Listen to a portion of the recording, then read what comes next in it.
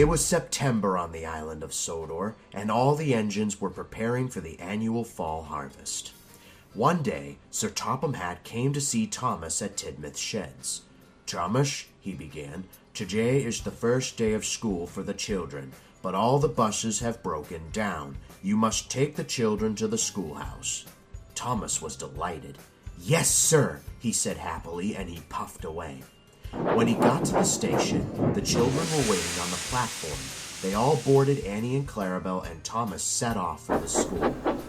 At first, things went well, and Thomas was puffing along the beautiful countryside and was making good time. Then they came to a bridge, and that was when Thomas suddenly stopped. The children were confused. They were wondering why the train had halted. The driver poked his head out of the window. "Thomas, what happened? Why have we stopped?" he asked. Thomas didn't reply. "The children are going to be late for school." Still nothing. Suddenly, Thomas bolted out of the tunnel and started going faster and faster. The children panicked and screamed in terror, and the driver called out to him. "Thomas, what the hell are you doing?" he exclaimed. Thomas still didn't answer. He just kept racing along the track, faster and faster. There was worse to come. Bertie the bus had run out of gas in the middle of the level crossing. His driver had gone to the nearest signal box to call for help. Then Bertie heard Thomas's whistle and saw him racing straight towards him. Bertie honked his horn, trying to get Thomas's attention, but there was no response. Meanwhile, the driver and fireman fought fiercely for control, desperately trying their best to stop Thomas, but their attempts were futile. Then Thomas finally spoke. No one could make out what he was saying, but his voice sounded creepy and demonic. Bertie also noticed that as Thomas was puffing towards him, that his pupils were gone and his eyes were blank white. After that, Thomas smashed through the gates and rammed into Bertie before getting derailed.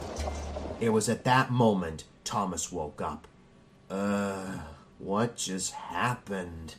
He looked around and saw a terrifying sight. There was blood all over the coaches.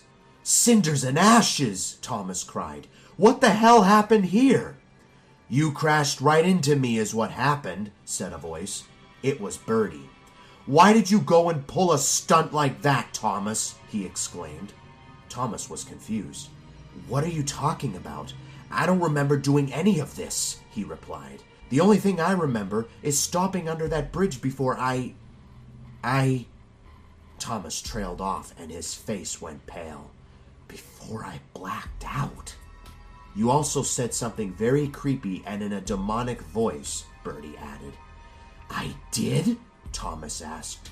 At that moment, James arrived with the breakdown train and with Sir Topham Hatt on board. "What on earth happened here?" he exclaimed. Bertie told Sir Topham Hatt what Thomas had said. "I see," he began. "Thomas, James will take you and Bertie to the works to be mended, and the workers will check you over for any faulty parts that may have caused you to black out.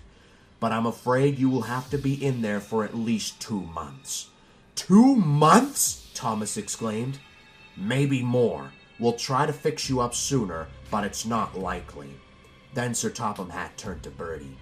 As for you, Bertie, you are badly damaged. You might be in there for even longer than Thomas, which means I'll have to make other arrangements. Sir, are the children all right at least? Thomas asked nervously.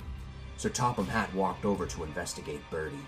Luckily, no one was in him at the time. Then he walked over to Annie and Clarabelle, and what he saw was very disturbing. He came back with very sad news. Well, he began, not only will I have to make arrangements with other engines, but I will also have a bunch of lawsuits on my hands. Are they? I'm sorry, Thomas. They're gone. Thomas was horrified and started crying. This was all my fault, he exclaimed. No, it wasn't, Sir Topham Hatt assured him. Like I said, you will go to the works where we will check you over to see what went wrong. James then began to load Thomas and Bertie onto a flatbed and took them to the works. To this day, No one knows for sure what happened, but there's a lot of speculation. Some say Thomas's brakes became faulty. Others say that he did what he did on purpose. And some say he was possessed by an evil entity of some kind. But whatever the reason was, this will be an incident that no one will ever forget.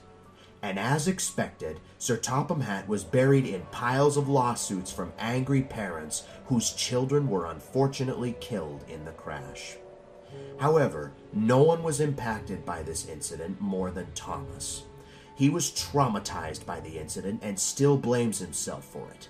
The other engines and Sir Topham Hatt tried to calm him down, but it was no use. On one tragic day, however, Thomas couldn't take the guilt or the pain anymore and jumped over an unfinished bridge to his death.